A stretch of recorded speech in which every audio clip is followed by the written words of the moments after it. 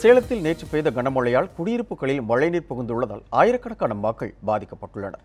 மழைநீரில் அடுத்துச் செல்லப்பட்ட 10ஆம் வகுப்பு மாணவரை தேடும் பணி முடுக்கிவிடப்பட்டுள்ளது.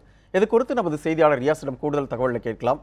ரியாஸ், சேலத்தில் கனமழை காரணமாக எந்தெந்த இடங்கள்லாம் இந்த வெள்ளப்பெருக்கு ஏற்பட்டிருக்குது, அப்பகுதியில் பாதிப்புகள் என்னென்னங்கிறது விரிவான தகவலை பதிவு செய்யுங்க.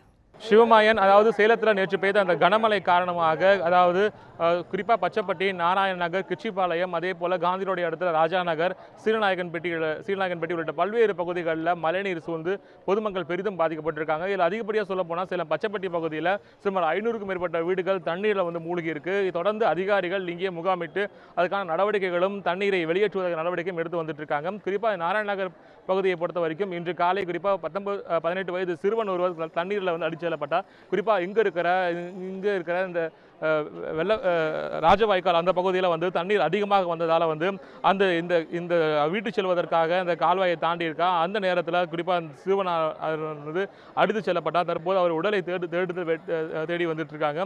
இங்கு பொறுத்த வரைக்கும் குறிப்பாக இங்கு மாநகராட்சி ஆணையாளர் சதீஷ், அதே போல காவல்துறை ஆணையாளர் சங்கர் உள்ளிட்ட உயர் அதிகாரிகள் இங்கு வந்திருக்காங்க. அதே போல சேலம் மாவட்டத்தினுடைய ஆட்சியர் அவர்களும் இந்த பகுதிக்கு தற்போது வர இருக்காங்க. இங்கு பொறுத்த வரைக்கும் குறிப்பாக இந்த பச்சைப்பட்டி மழை பெய்யும் ஒவ்வொரு தருணங்களும் இந்த பகுதியில் குமரிகிரி ஏரி நிரம்பி அங்கே இருக்க தண்ணீரானது இங்கு வருவதால் பொதுமக்கள் பெரிதும் பாதிக்கப்பட்டிருக்காங்க. குறிப்பாக ஆக்கிரமிப்புகள் அதிகமாக இருப்பதால் இப்பகுதி மக்கள் பெரிதும் பாதிக்கப்படுவதாக குற்றம் சாட்டுறாங்க. தற்போது இந்த மாணவனுடைய உடலை தீயணைப்பு துறையினர் மற்றும் மாநகராட்சி அதிகாரிகள் இங்கு தேடி வந்துட்டு இருக்காங்க. அதனுடைய காட்சிகளை தான் தற்போது நீங்கள் இங்கே பார்த்துட்டு இருக்கீங்க.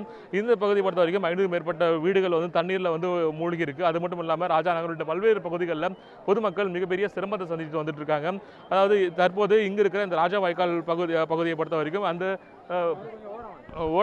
ஓடை பகுதியில் இருக்கிற இந்த ஆக்கிரமிப்புகளை அகற்றி அந்த மாணவனுடைய உடல் எங்கே இருக்கிறது என்பது குறித்து தற்போது தேடி வந்துட்டு இருக்காங்க.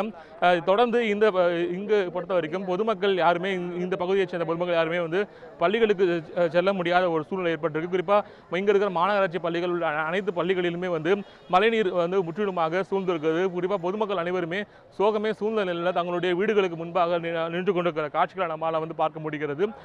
அதே போல் இங்கு பச்சைப்பட்டி பகுதியை பொறுத்த வரைக்கும் இங்கே இருக்கிற 4 தெருக்களிலுமே தண்ணீர் இடுப்பளவிற்கு மேலே தண்ணீர் சூழ்ந்திருக்கு.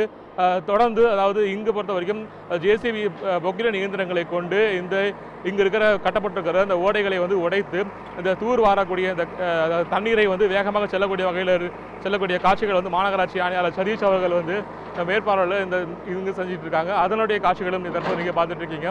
குறிப்பாக தண்ணீரை உடனடியாக இந்த பகுதியிலிருந்து வெளியேற்றுவதற்காக இந்த நடவடிக்கைகள் தற்போது எடுக்கப்பட்டு வந்துட்டு இருக்கு. இங்கு பொறுத்த வரைக்கும் பொதுமக்கள் தொடர்ந்து மாநகராட்சியிடம் பல முறை புகார் கொடுத்தும் தொடர்ந்து நடவடிக்கை எடுக்கப்படவில்லை என தெரிவிச்சிருக்காங்க. குறிப்பாக இந்த பகுதியை பொறுத்த வரைக்கும் வெள்ளக்குட்டை உடை உள்ளிட்ட பல்வேறு பகுதிகளில் தொடர்ந்து நடவடிக்கைகள் எடுக்கப்பட்டு வந்துட்டு இருக்கு. தற்போது இதனை பொறுத்த வரைக்கும் சேலம் மாநகராட்சி சார்பாக என்ன நடவடிக்கை எடுக்கப்பட்டு வந்துட்டு இருக்கு பேசலாம். சார் வணக்கம் சார். தற்போது சேலம் மாநகராட்சி சார்பாக என்ன நடவடிக்கை எடுத்து வந்துட்டு இருக்கோம் சார்? இல்லை, உடனடியாக மீட்பு பணிகள் பண்ணிக்கிட்டு இருக்கோம். வெகு விரைவில் முடிச்சிருவோம். குறிப்பாக இந்த குமரிகிரி ஏரி தொடர்ந்து தற்போது சேலம் மாநகராட்சியினுடைய ஆணையாளர் அவருடைய தலைமையில் இந்த நடவடிக்கைகள் எடுக்கப்பட்டு வந்துட்டு இருக்கு.